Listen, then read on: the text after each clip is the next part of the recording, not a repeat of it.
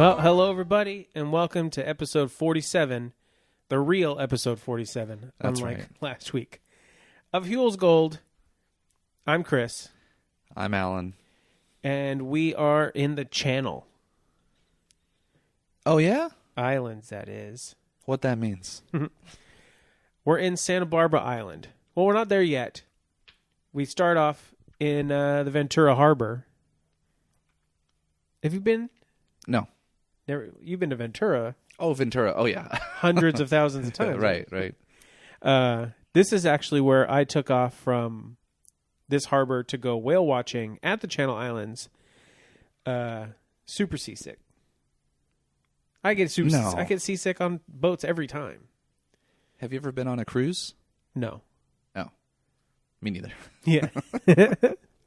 Just a small vessel. I can't even think of what the biggest boat I would have been on. Like a ferry, maybe. I've only been on a boat at Lake Ming Give me a break. or Buena Vista or something. Anyway, this week, we're all about the island of Santa Barbara. Not the city, the island. Because the city has tons of people and tons of stuff. The island has tons of nothing and one person. Right. So, this week, the theme, again, is that Studebaker theme. Which, doesn't it kind of seem like maybe Huell was, I was going to say campaigning, but it's his company. He could have done whatever he wanted. But he was thinking, like, maybe this is going to be my forever theme. I hadn't thought about This it is that like way. the but yeah. third or fourth time he's used it just in this season alone. I hadn't thought about it. Well, think about it now. All right. Maybe. Yeah. Because as you're going to come to find out, maybe sometime next season, there is a theme that Huell hears and loves to the point of wanting it to be his forever theme. And then that's just going to be the theme forever. So we're pretty close to the end of the individual themes, which is kind of a... So you think he's just testing the waters? Yeah, I think he Certain was themes. already getting sick of having to find someone new at every location, especially if he's going to a place with one person. Yeah. Like, how do you do it? Does old Beth sing? I don't know. Well, we're not with Beth yet. We're in this, like... Little dinghy? It's like a Forrest Gump shrimping boat, kind of a boat. And... Well, the first... If I was the guy... What would you call it? The captain of this boat? Yeah. I don't know. First He's trying mate. First mate? I don't know. He's trying so hard not to make eye contact with the camera. Yeah. It's weird. Which will not be the case at the end of this episode. That's what I'm going to be talking about for like 3 minutes at the end. We'll get there. But yeah, Huell, he's all jacked up, ready to go. So let's just get there. Huell, tell us exactly what you're doing out on this island. When we first spotted it, it was cloaked in kind of a gray mist. And as we got closer, it appeared even more barren than we had anticipated. 38 miles from shore and the smallest of the Channel Islands, Santa Barbara Island is pretty remote. Now, it's part of the Channel Islands National Park, and we'd been invited out for a couple of days to get a tour of the place. We were met by some sleepy-looking seals and by Ranger Beth, who's the only full-time resident out there. In fact, the island is so rugged that just getting unloaded and on shore is a big production. But once on shore, we were anxious to see just what this place was all about. Did I hear that right? A few days on the island? Well, there is that house He bunked with Beth? and the botany dude we're going to get to later. So Louie, Huell, Botany Boy, And Beth? Beth, Botany, Huell, and Louie. Yeah. It's a... No, there's two other guys. Oh, there are... Yeah, the bird dudes. Holy moly. Birds, Botany, Beth, Huell, and Louie. Okay. So it's far from alone on this island. Like, I think Huell kind of gives a false impression that this is some completely dead to the world place. There seems to be a lot of science going on here, I would say, at least. But as you heard, we met up with old Beth, and she's going to be kind of the star of the show, I guess. Well, Ranger Beth Folsom with the it's a national park, so she's technically with the Forest Service, I think. that's right. Yeah. Yeah. Okay, first so Beth seems like a normal person for being isolated. Yeah. So much. You would expect a weird weirdo a little bit. A little bit, yeah. But she has a cool sweater on. Did you notice that? Oh yeah, and I thought it had like a built-in shirt collar to it, like almost like a dickie. Mm-hmm. But I saw the cuffs popping out. It just happens to be the exact same color because it's that like Forest Service, standard issue kind of a thing. Yeah. Which about 50 other people in the show's history so far have had that same shirt. But it's pretty cool. So did you get the hint that old Huell was skeptical of having fun? Well, I did write down a quote. What do you got? When they were at the dock, right when he gets off the boat, he says, "I'm going to try and make this as positive as I can, but some people on the mainland might think this is just a big old ugly rock stuck out in the middle of the ocean." And then later, well, just a few seconds, or maybe it's a minute later, she says, no, there's actually, a lot of life on the island, whatever. She makes her case. He's like, I don't know. It looks like a big rock to me. Yeah, Huell is definitely not totally sold on this, which is funny because it's his show and his idea. But, I'm sure he's probably wondering, like, man, I'm going to be out here for 3 days.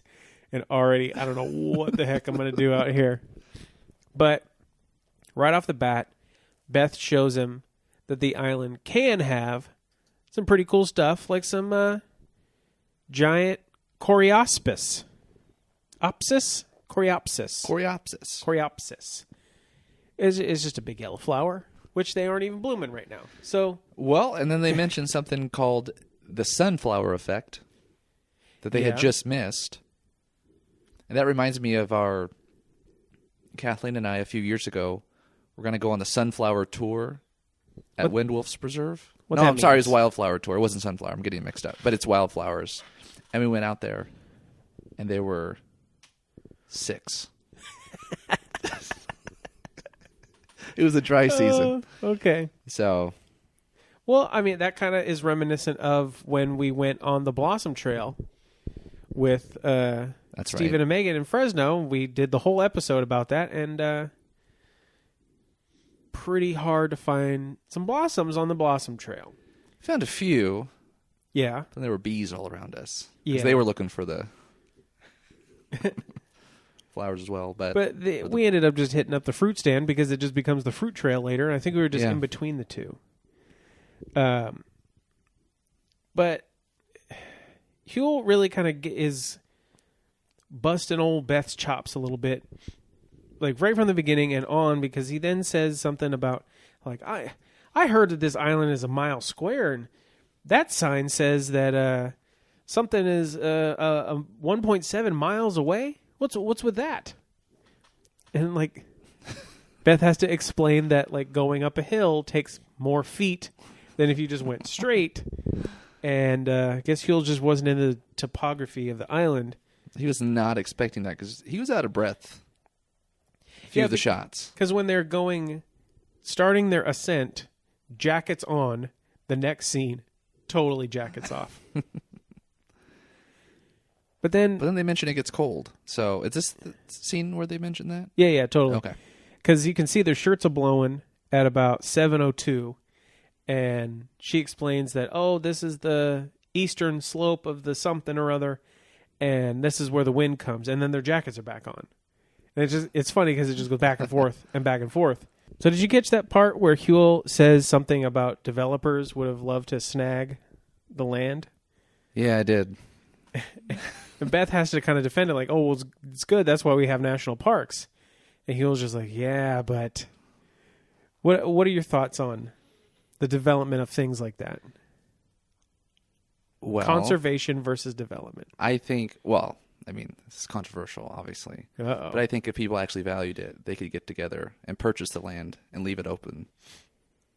So private-owned land would... Private conservation. Yeah. Oh, kind of like Daffodil Hill the other week. Yeah. Well, Okay. I think what it could be is, that would allow the park's resources, the national parks, to focus it on places, they could direct their funds where Yosemite or these other large parks. Yeah. If at all, right? To me, if it's valuable, then people can buy it and have it be untouched forever. And it wouldn't be reliant on, funding for a fiscal year. That's a nice thought. I don't know how it would work in practice. Has it been practiced much? Well, no, because everything that's nice is already a national park. But Yeah. there are places up north, like where Kathleen and I got engaged, the Grove of the Old Redwoods and Occidental, where these redwoods are actually private owners take care of the Okay, so the parks and things like that. it's happening like in smaller scales out there. Maybe? Yeah, I think with the hard part about it for me is people say they value the land, but aren't willing to pay for it. Yeah. But in a way, you do pay for it, right? Because national parks are funded by tax dollars, but it's so obscure. Mm-hmm. To me, this would be a more direct correlation between like that is valuable to us. Well, speaking of value, Okay, let's hear it. Huell kind of sees a boat out in the distance, and he's like, "Whoa, was that a fishing boat out there?" And Beth says that it's probably an urchin vessel, and I can almost like feel Huell's mind going, "I wonder what that's like." Because Urchin vessel. Sea urchin fishing vessel. Because Huell will, in about 15 years, come back to this very spot, go on a sea urchin vessel, and I don't think he actually goes down in the scuba gear or anything, but he definitely is on the boat with the dudes who do. They come up, they crack a bad boy open, and Huell eats fresh sea urchin Pure right out of sea the urchin? ocean. Yeah. And then they go to a restaurant and have it all fancified at some restaurant in Santa Barbara. This is a sad thing. When I think of urchins, I think of Johnny Tsunami. Okay. What about? And imagine him wearing the hat. I don't know that show. Johnny Tsunami? I mean, I know it. I Disney, didn't watch it. Pono, the surfer. He moves to the snow. It's sort of like Airborne, where he's a surfer in the West Coast, and he moves to the Midwest and becomes a downhill rollerblader. It's like Jack Black's first movie.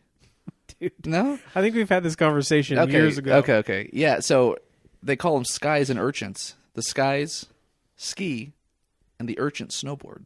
Okay. That's a whole class thing going on. So, Well, either way, Huell gets out there, and so one day down the road, we're gonna be on one of them sea urchin vessels and see what it's all about. Sea urchin, what it's all about.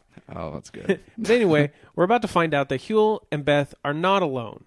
They're about to hit up on one of the researchers that's out there. Let's hear all we've about still that. got a little ways to go, and there's somebody walking up here. Right, that's one of our researchers. He's studying the vegetation here for the next couple days, so we'll be able to talk to him. So he's up here doing what? He's looking for a certain particular grass that he's studying. We can talk to him up here. He'll tell us And more look at about all it. these birds up here. They are really circling over Right, us. he must be near a nest. They're not going to come down and attack us, are they? Well, they might. Every now and then they've been known to during that time of the season. When they come down, they'll hit you with the tip of their talons there. Really? Yeah, they do. Well, we're going to forge ahead, gulls or not. That's right.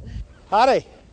Hi. How you doing? I'm Huell Hauser. Hi, I'm Gary Allen. Nice to meet you. Nice to meet now, you. what are you doing out here on this island? Well, I'm doing research on the Channel Island lotus that occur out here on all the Channel Islands. The Channel Island lotus. Right. All right, so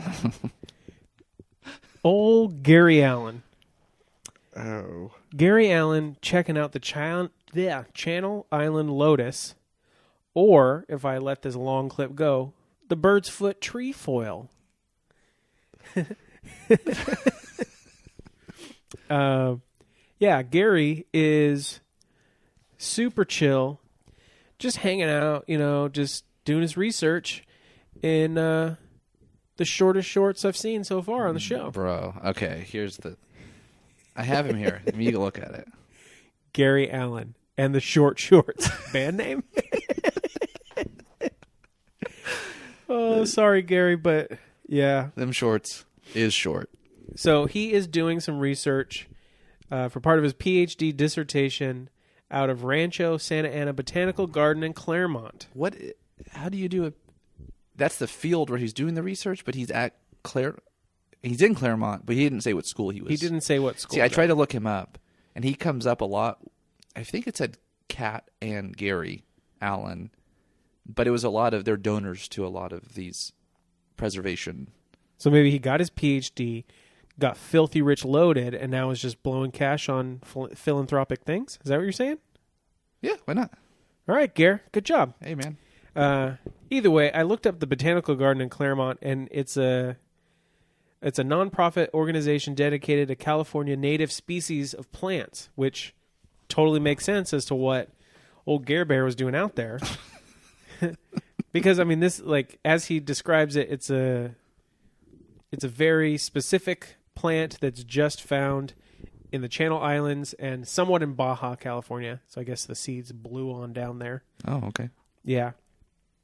But the Botanical Gardens is still like a hop in place. In fact, from December 7th to the 15th, they're having something called the Luminaria Nights Festival, which is like, you know, the paper lantern origami type things that have lights in them. Yeah. That, like, hang. It's thousands of those like hung a Chinese all around. lantern? Is that? Yeah. Okay. Yeah. It's a bunch of those hung all up over this garden, the Botanical Garden. Oh, I see. There's musicians and other stuff. It's like, I guess it's a hot thing that goes on there. So if you're in that area, you know, what's that near? Kind of Pomona? Claremont. It's up in the foothills of the San Gabriels. If you know it, head on out there. Sounds cool. Maybe Gary's out there. You think? I hope so. Did you see where he ended up? Anywhere? It was like there was something in Santa Barbara. It was okay. He was just part. Like they had split up the preservation into different sections, and he was one of the donors in a particular section. So I don't know exactly. Well, if you think that this is some pretty obscure research, you're not alone. You have good company. Yeah, with Huell Hauser. Huell calls it obscure, but he's happy that he's doing it. His face is so sounds obscure, which it is. Yeah. And Huell doesn't seem to like it. He almost gets some like botanical karma come his way. Botanical karma. Yeah, I like that. In the next bit, he deals with plants, but first he talks about this big rock out here, which did you catch what she called it? Yeah, it's called Sutil Island. Sutil. Okay. Sutil. I think she calls it Sutil. And it's just there's birds and caves. Yeah. And it's technically part of the island. I think it's funny because it almost seems like its own tiny island. Yeah. But yeah, did she say they hardly get out there because the weather, it has to be nearly perfect weather just to get on to the island. And I mean, if you see it, it's at like 11 minutes, 30 seconds. There's no way to get over there on a boat. There's not even a flat spot for a helicopter to land. They should just have a zip line. Oh, from the top of all the way. That would be crazy. But after that mini island, Huell checks out this cactus, and that's the botanical karma he gets, because he gets this cactus piece caught in his boot, and Beth is saying like, "Oh no, you need a fine-tooth comb to get that off." And he says, "Ha ha ha." Yeah. Well, no. It's funny because he gets it off, but if you look closely, he's got another one on the underside of his boot, and he like totally doesn't even really notice or care. And Beth has to be like, "No, it's under there." Like, crack, crack, crack. He's all scraping his feet all over the place. And he thinks he's away from it because after he gets the front piece off, he goes, "Ooh, stay away from that thing." And she's like, "Well, you still got one on your foot." So, yeah. Then they go over to the cliff, which, no thanks. Well, should we say what Huell says about them? What? The cliffs don't look user-friendly. Which ones are? But at about 13 minutes, 37 seconds, Louis gets this shot looking straight down, and it's like, What the heck were you doing, man? No, was Huell holding his hips and he's just leaning over, or his feet? Louis, It's pretty sketch. get out of there.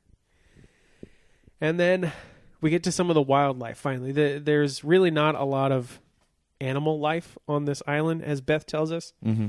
And she's not really helping that fact by picking up and kind of jostling and juggling this seagull egg. No, she said it's okay. It's okay. It's a common fallacy. You can't pick these up because the mother will. A fallacy?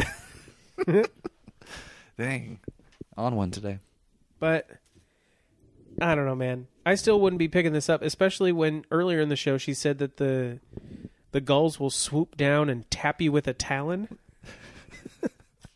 Like, that doesn't seem like a good situation What to does put that yourself mean? in. A talon tap? Just imagine, is it a flick? Or is it a kind of a I don't know.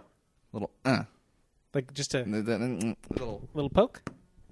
I don't know, man. But then we get a little bit more about the animals on the island, which we just talked about the gulls. There's some seals, but they're not permanent residents. Neither are the birds, really.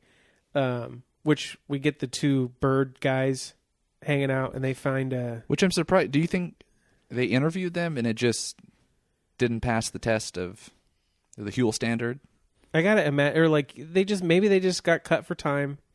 But you'd think in a area where there's so few people, Huell would have wanted to have more interviews. Right, yeah.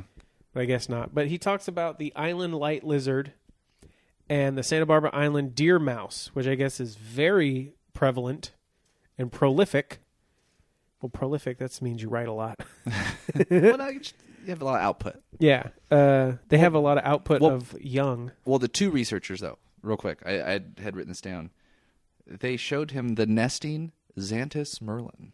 Yeah, I couldn't really catch what he was saying. See, I had to go back to the when you watch it on the Chapman website. Yeah, they have the closed caption. The closed caption. Yeah. Okay. So we're kind of getting to the point where Huell must have been feeling like, I don't know how much more I can do about just the island and Beth and the birds and stuff. Like, there's really not enough for me here. So he's going on about how it's the most isolated, or Beth mentions that it's the most isolated job in the national park system. And then they kind of pan over to her house.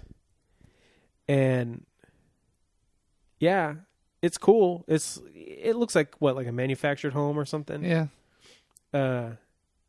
Huell, he estimates it or appraises it at $5 million.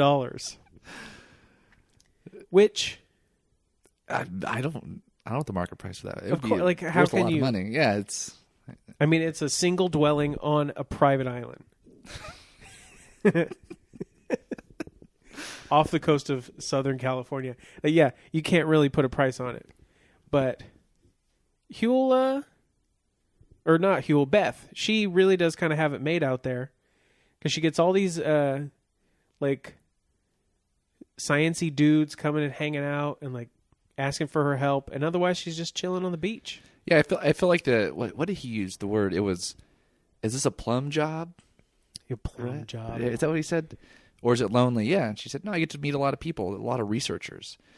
I don't know about you, but the researchers I've met, if these are the only people I got to talk to, I'd almost rather be alone. Not the most social of bunch? No. Maybe? Not at all. Yeah. But I don't know. But it's funny because Beth predicts that Huell is going to come back. And I have a feeling he is too.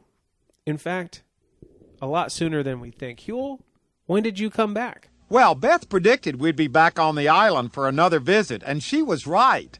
But this time we were there for a family reunion. You see, back in 1914, Alvin Hyder of San Pedro leased the island from the government and moved out there with his wife and children. Soon they were joined by Alvin's two brothers and their families. Now, this was something because no one had ever lived on Santa Barbara Island, even the early Indians and later on the fishermen and seal hunters. stayed there only for very short periods of time. To eke out a living, the Hyders imported horses, mules, rabbits, ducks, geese, turkeys, and chickens. They grew hay and raised sheep for wool and meat. It was a tough life, total isolation, hard work, completely lacking in conveniences. But the Hyder family lived on the island for 9 years before finally moving back to the mainland. That was in 1923.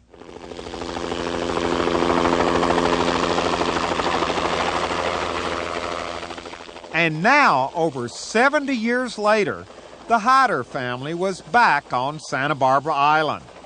The guest of honor, flown in by helicopter no less, were Buster Hyder and his sister Nora, who grew up as small children there.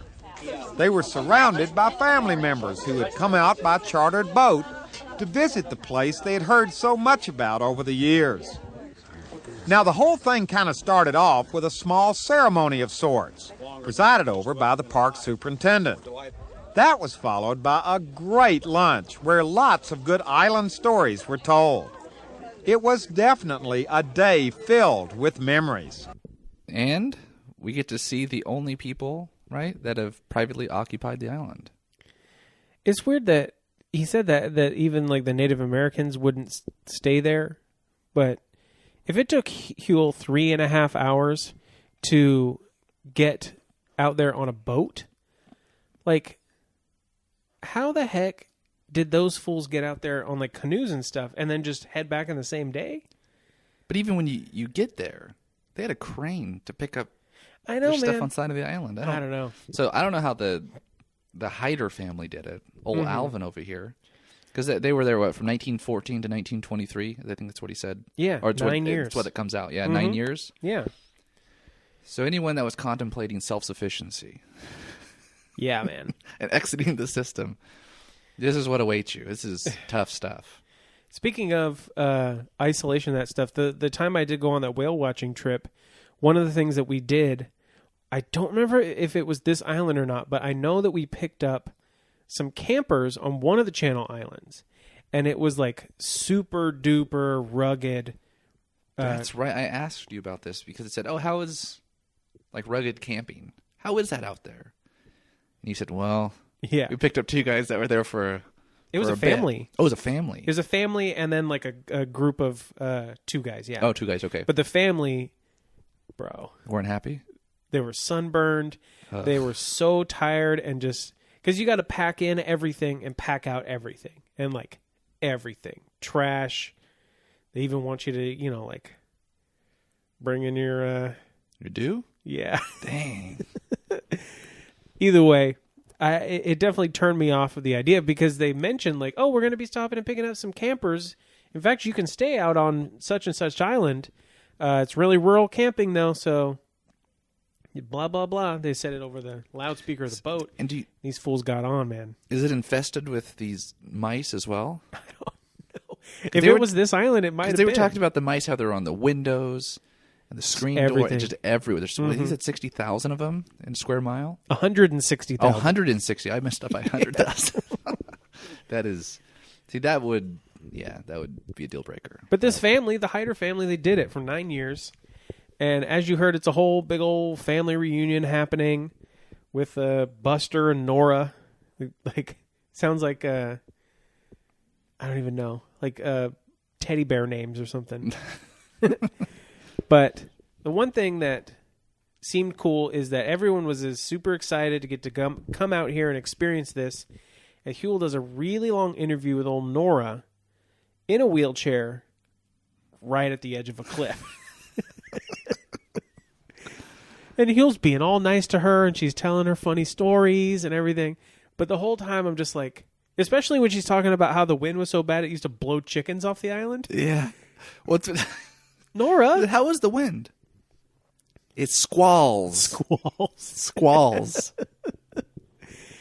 Yeah, that's right. Blow chickens off the island. And my dad would go down and go get them. The ducks know they could swim. Oh, man. But he interviews a number of the other family members. There's like, the great-granddaughter, which I'm guessing is Nora's daughter or something, I'm assuming. Well, she mentions, dude, how bummed was she? The one time they were going to make it out there. Oh, and the weather was bad? Weather's bad, so they had to be turned away. Yeah. Well, she made it this time. She seems super excited Uh-huh. and nervous to be on camera. Yeah. I mean, I would be too, no doubt. But she seems most nervous out of everybody. So speaking of nervous, I'm glad you put it that way, because you know who's not nervous? Old great-grandson? Dude, Denton. Denton. No, Denton's son. Denton Jr., I don't know. They don't really say his name. But yeah, Denton. Call him DJ. Denton Jr. DJ. Denton Hyder is a great-grandson as well. I don't know if cousins or siblings to the lady we were just talking about. We didn't get her okay, name. so that's great. He'd be great-great-grandson then. So Denton is DJ. So DJ's dad is the great-grandson. Yes. So DJ is the great-great-grandson. I think so. Okay, we'll go with that. It's kind of hard to tell, but Denton is pretty normal seeming guy, just plaid shirt, sunglasses, talking about how he used to come fishing out here. It's a great time, lots of memories. The problem is that his son has inherited 0 traits from. So, okay, let's do a physical description. Okay, yeah, that's the best way to go. He's got a black T-shirt on with some sort of graphic. I can't read it. It's not even in English. It's like in Greek or something. Mm-hmm. He's got a some sort of side bag. Satchel thing across the chest. He's got that stance. You know when... I can't think of a way to describe it, but he's got like his arms crossed but hands under the pits. Yeah. And to top it off, here's the real thing. Are these giant... yellow tinted glasses, not sunglasses. No, they're not like subtle. They're like safety glasses, and it'd be hard to kind of like miss him because he's just death staring into the camera the whole time. Yeah, dude. Louis had to shift over away from him because he was probably like burning his soul. Okay, dude, I get it. Did you see his hat? I saw. Can you tell what it says? Yep. What did it say? Well, if our listeners remember back to episode 29 with San Nicolas Island, he's wearing the hat. So he's a Channel lifer. Man. Well, Channel Island lifer, I should say. And he's a young dude. I can't imagine he was actually like on the island. I mean, I would say what? He's like maybe 14, 15 years old.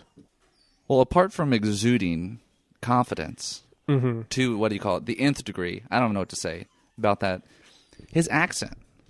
Yeah, what'd you make of it? I couldn't... Well, we get to see his mom at the end when everyone's waving. Yeah. So, yeah, it was definitely an Asian accent. Yeah. But it was complicated. I don't know. You just have to listen to it. Yeah, because I don't want to try and guess their ethnicity just by looking at them, but he's a very intense looking dude. He doesn't necessarily like sound real intense. But yeah, he didn't seem to be messing around either. Yeah. And I don't even know how else to say it, but that's absolutely the end. Like it just straight up stops the show. It falls off a cliff.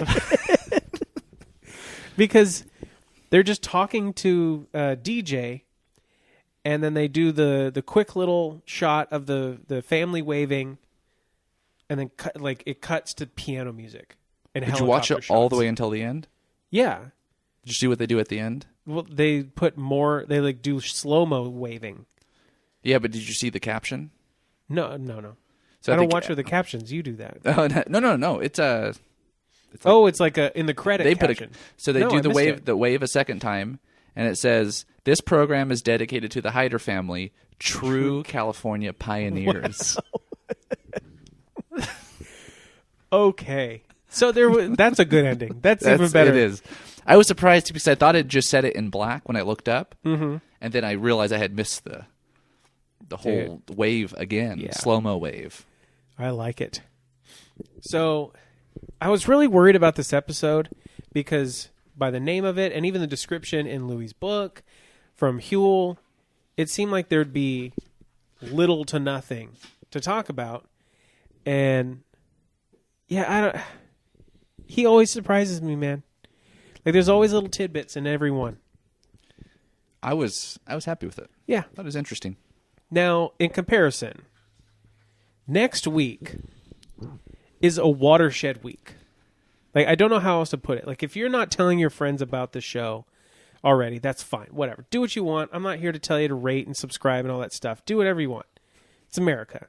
Does help, but yeah, totally. Yeah. But this is the week. Next week is the week to listen for a bunch of reasons. First off, where are we going? We are going to Fresno. But in a weird way, Fresno's coming to us. That's right. We got a special guest next week. You've heard us talk about him before. You're going to hear all about him when he comes. He's from Fresno. He is going to tell us all about part of this episode, but not what you'd expect, because he's never been to the dang place that we're talking about. But he's been to a bunch of other places. Because in Fresno, where are we going? We are going to the Forestier. The underground gardens. Forestier is how I heard it said. That's what I'm this is saying. the underground gardens of. Well, it's a complicated first name, but yeah, Forestier. What was it again? We're looking at Louis' book. I'll just totally butcher the name. Ballas. Oh, Baldassar. Baldassar? Yeah. No, see, I don't do that. We'll see. I don't think Huell ever says it because he's super afraid of saying it. But either way, there. Yeah, I guess that is. Yeah. And then another hole in the mountain, right? Yeah, we're going to the Burrow-Schmidt Tunnel in the Mojave Desert, and that person from Fresno is going to give us the scoop. Big ol' scoop. Big ol' scoop. Okay, so that's reasons 1 and 2 to listen. The third reason is we finally made it. We're almost a year into the show, and we're finally hitting what we... I'll speak for both of us, because we talked about this. We both think this is the best theme the show ever produces. Yes. It is so weird and so cool. I cannot wait for you to hear it. So you're going to hear from us again next week. But come along with us every week as we continue our search for... Good.